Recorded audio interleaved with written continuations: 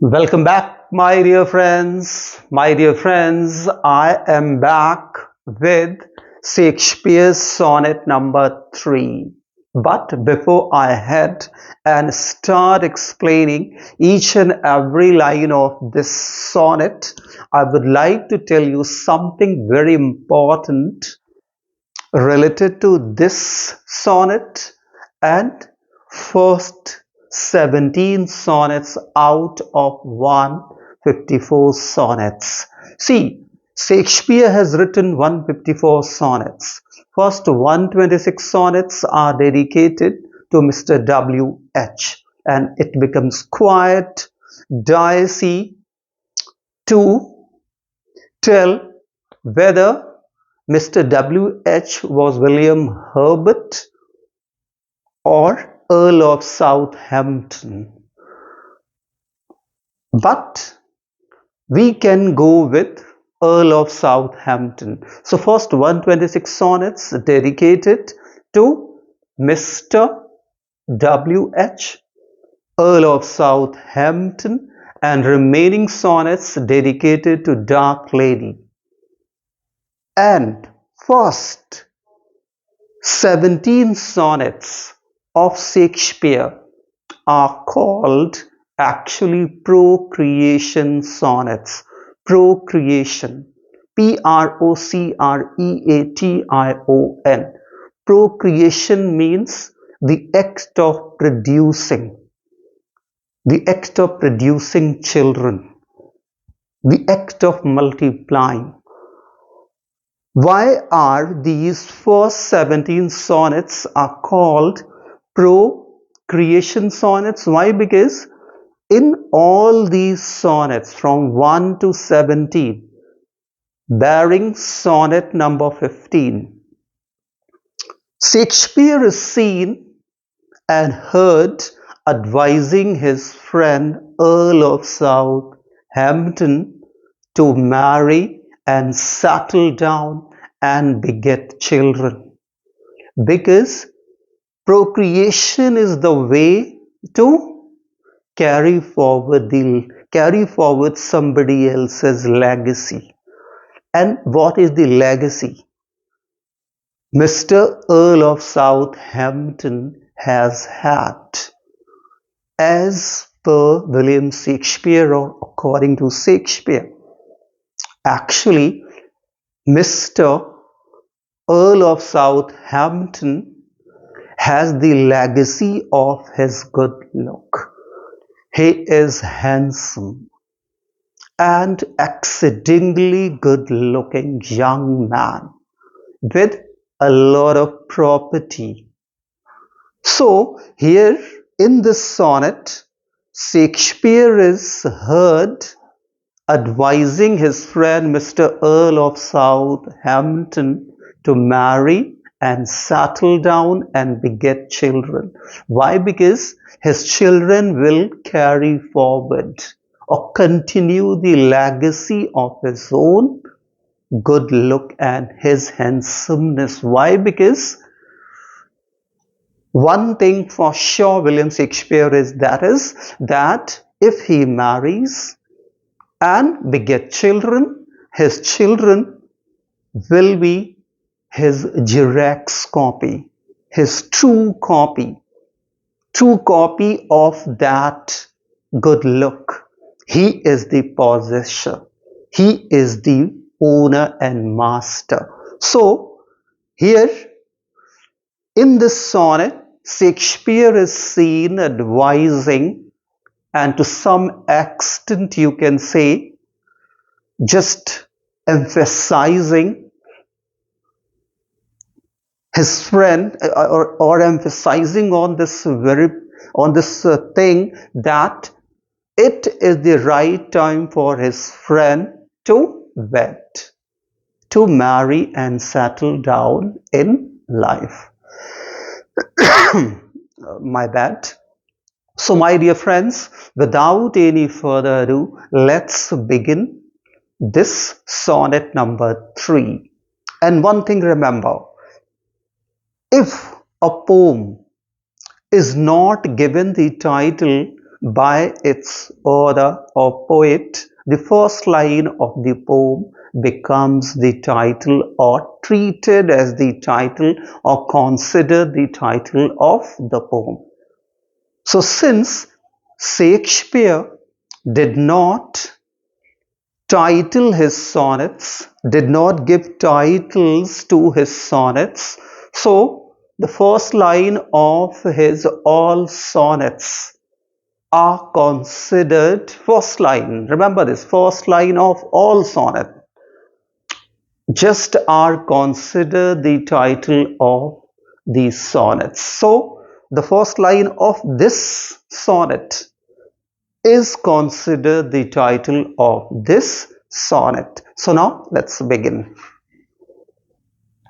Look in thy glass, see the beautiful line, and tell the face thou viewest. See, look in thy glass, glass mirror, he says. So here, glass just actually is used for the mirror. So in the first line, we shall have a very good use of metaphor. And see, archaic words, viewest.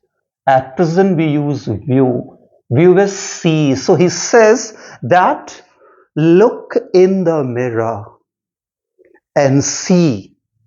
See your good look. See how handsome you are. You are the possessor of such a good look, and describe it.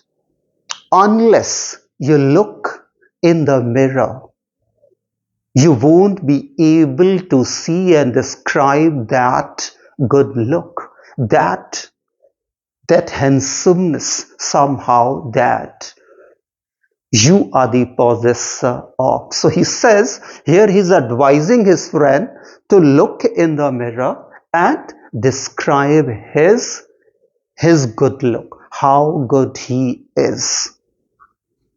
So in the first line, metaphor is used. Why? Because glass actually just here the mirror is straightway called or compared to glass or called glass.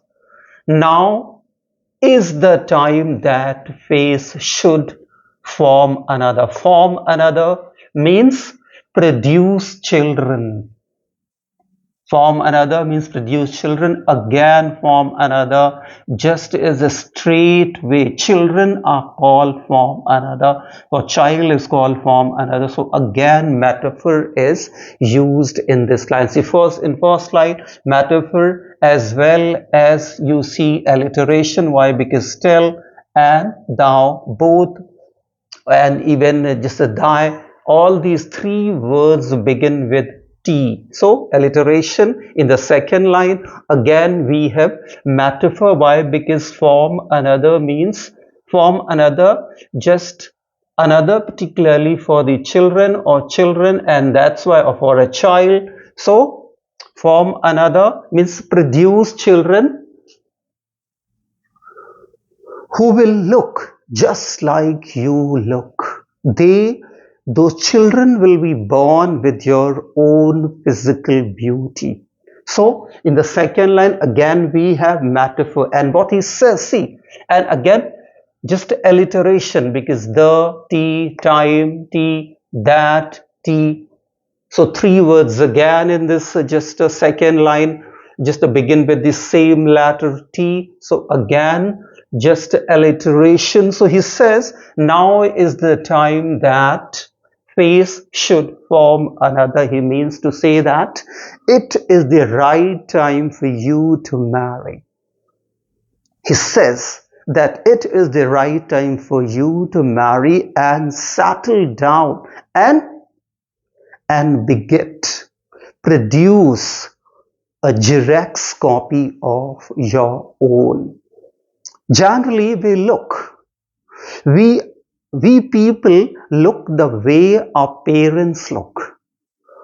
So we carry forward the legacy of the physical appearance, or the legacy of the physical property of our parents. So he says that his that the children of his friend Mr. Earl of Southampton will carry forward the legacy of his good luck. They'll be born with that extraordinary physical beauty their father is the possessor of. So he says, this is the right time for you to marry and settle down and produce or beget children who will look absolutely the way you look. See the third line. So in the first line, metaphor, first line alliteration, in the second line, metaphor, second line alliteration. Remember this. See the third line. Whose fresh repair, if now thou not renewest. Again, renewest, archaic word used in the olden time, medieval age, not at present. So he says, whose fresh repair. He means to say, how will you produce your Xerox copy? How will you produce children who will look just like you?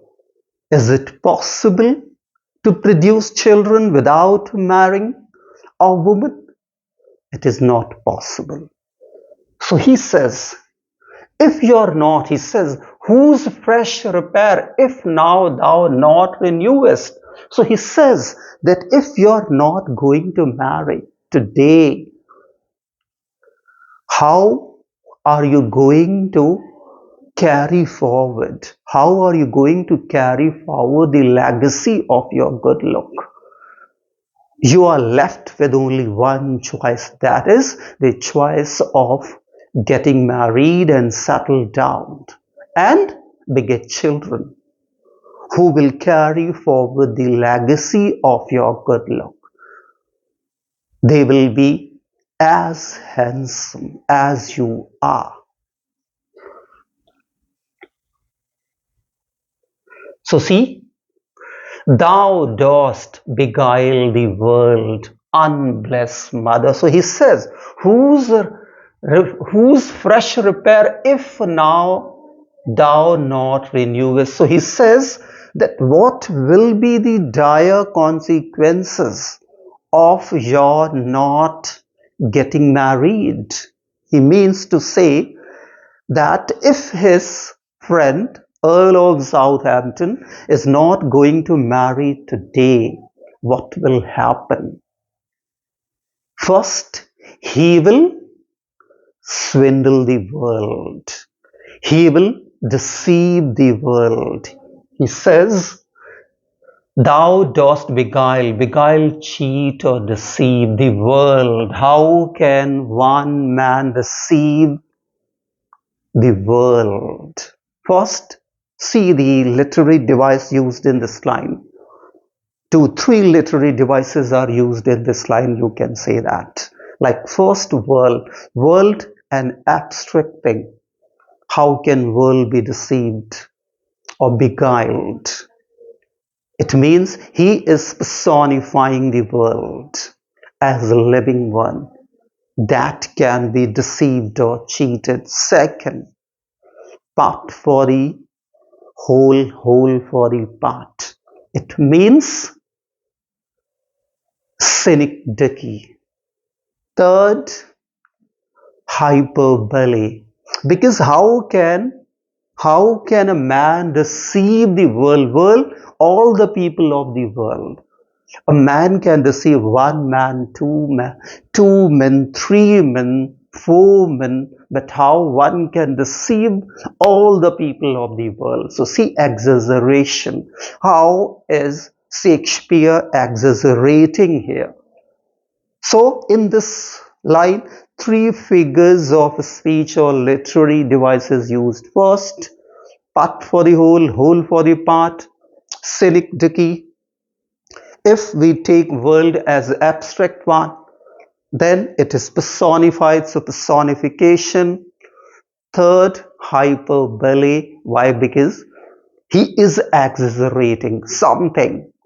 beyond limit, because one man cannot deceive all the women of the world if he does not marry, because he will marry a woman, and if he does not marry, he he will deceive a woman, not all the women of the world. So hyperbole.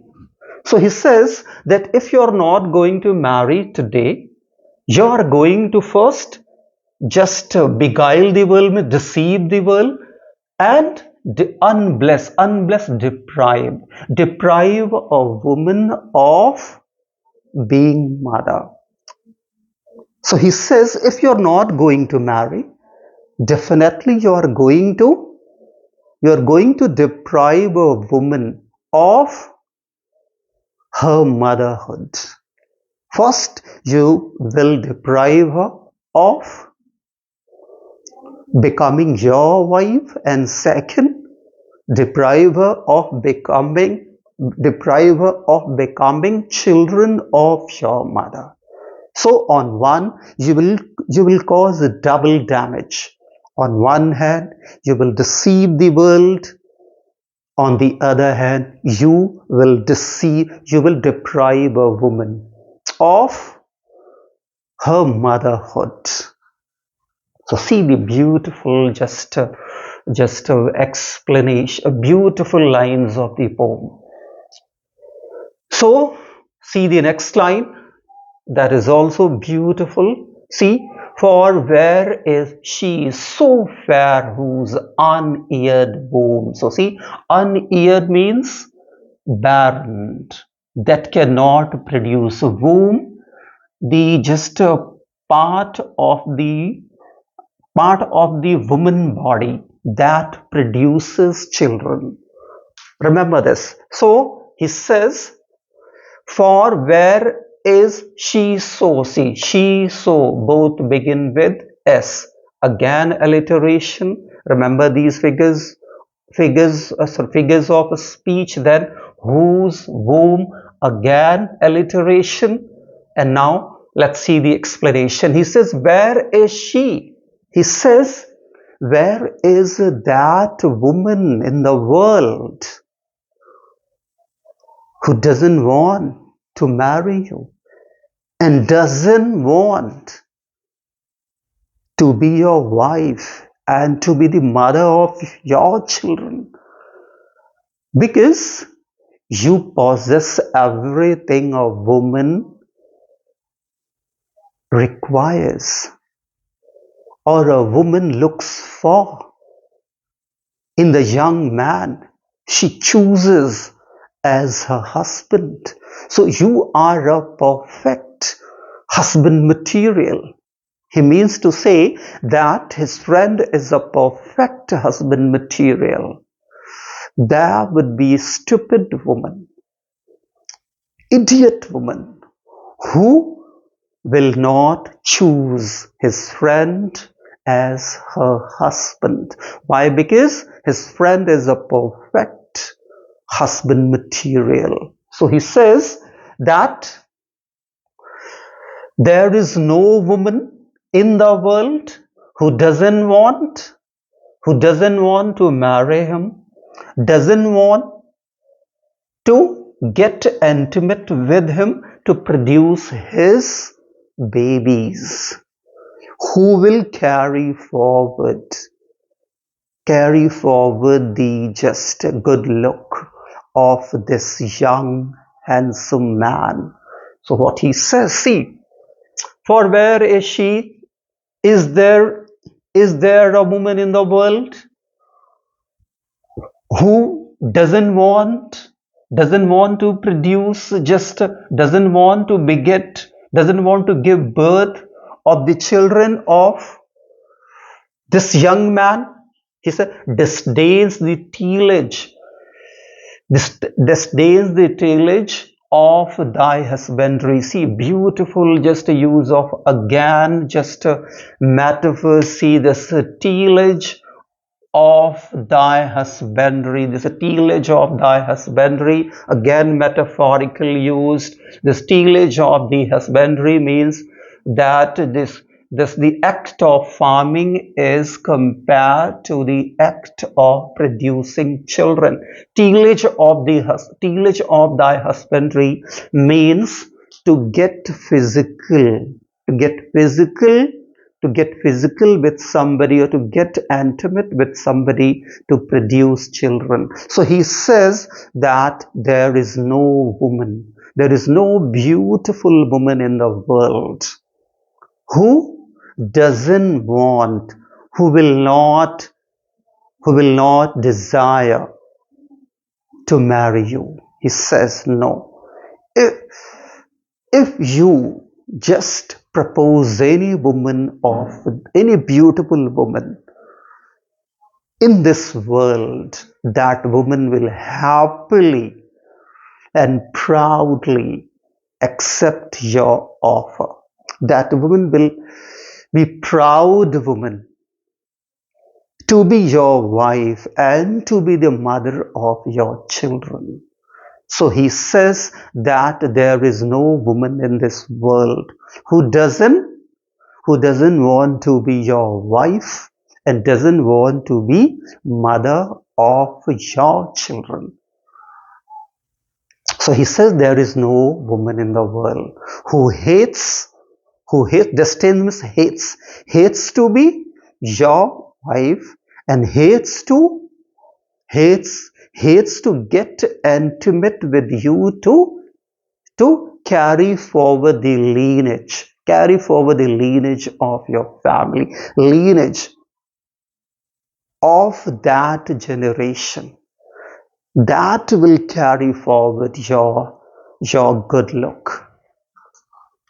See, or who is he so fond will be the tomb of his self-love to stop posterity. See, again a beautiful line. And who is he so fond, stupid, fool? Tomb again. Just this tomb stands for the death. Again, just a metaphor. So he says, how can one be so foolish to die, with one's own extraordinary good look, without marrying and without transferring the legacy of one's own one's own good look to the next generation? I think nobody. How can you discontinue that lineage? You are continuing the lineage, and let it be continued. And how you can continue it? Only by marrying and only by begetting, because your children will continue the lineage, will continue that generation that began maybe with your great grandfather or great grandparents. So he says only a fool can do that. Self-love. So he says, how can one be so self-centered, so foolish, to love and love and love oneself without getting married and without producing or begetting children? I don't think that you are one of those narcissists. How can I say that you are a narcissist? Narcissist, one who loves only oneself, one who only and only thinks about oneself and never thinks about other. That is narcissist. So he says, how can you be narcissist? No. So he says, see, beautiful, just example of just eroticis means just interrogation. Here, interrogation figure or eroticis figure of speech is used in this. Why? Because here question is asked without seeking answer, because everybody knows the answer. So he says, posterity, future generation. So he says, I don't think that you can say that he can be a little bit ironical and a little bit little bit satirical about his own friend, that he thinks that his friend cannot be so stupid, so foolish to love himself on and on and on without marrying and begetting children, and and do his own part of continuing the lineage. He says, I don't think you are going to do that. Thou art thy mother's glass. So see how you, again, just a beautiful example of metaphor. Mother's glass means you are the mirror of your mother. He says that you are the mirror of your mother. Why? Because, and she in thee calls back means recollects the lovely April. Again, beautiful April stands for the spring. Then again, metaphor of her prime, again of her prime, her youth age, again metaphor. So he says that, see, you are the true reflection of your mother. How do you look? The way you look today, your mother looked in her prime, in her youth age, when she was of your age, or when she was your age. How did your mother look? Just as you look today. So when your mother looks at you, what does your very look reminds you of your mother? Or what does your very look reminds your mother? Your very look reminds your mother her youth age, that how she looked when she was your age, how, how beautiful she was when she was your age, when she was young. So just as you your very look reminds your mother her youth age, in the same manner, in the old age, when you look at your children, the very look of your children will remind you how you looked in your youth age.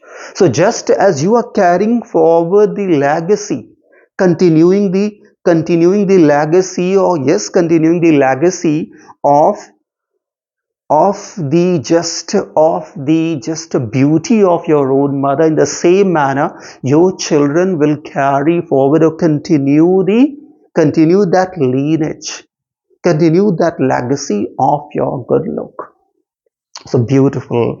Just, I hope you must have understood these lines. So thou through windows of thine age. Again, windows stands for the eyes. Thine age means, windows of thine age means, when you behold, shall see what? Despite of wrinkles means folds of the skin, this thy golden time. Again, golden time, prime of your youth. Again, metaphor. So he says that just as your very look reminds your mother of her youth age, in the same manner, a time will come. You'll become old. You will lose. You will lose that look you possess today. Then what will happen? You will look at the face of your children. And when you look at the face of your children, their face, their look will remind you of the beauty, of the good look of your youth age. You will remember how handsome you were in your youth age. You see, beautiful just a line. See, now I will conclude the poem.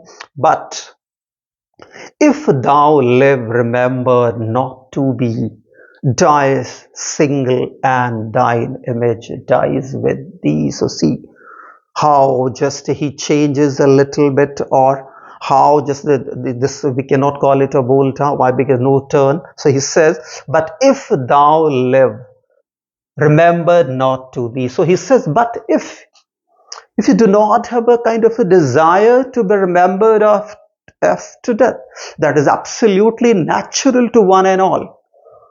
Who doesn't want to be remembered after his death or after her death? I don't think there is one out of thousand, out of lakhs, and out of millions and billions. One and all like to be remembered after their death. So he says that if you want to be remembered after death, do marry and beget children. If you do not want to be remembered after death, better die bachelor. Don't marry and die a death of a bachelor.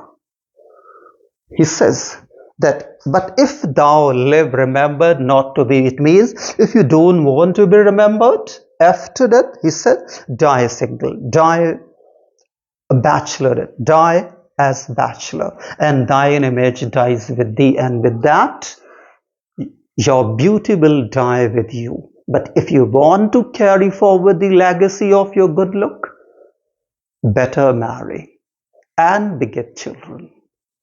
See how beautifully the poem ends. I hope this explanation of mine, my dear friend, will help you understand and appreciate this beautiful poem of William Wordsworth.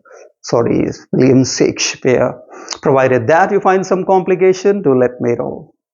Thank you for watching.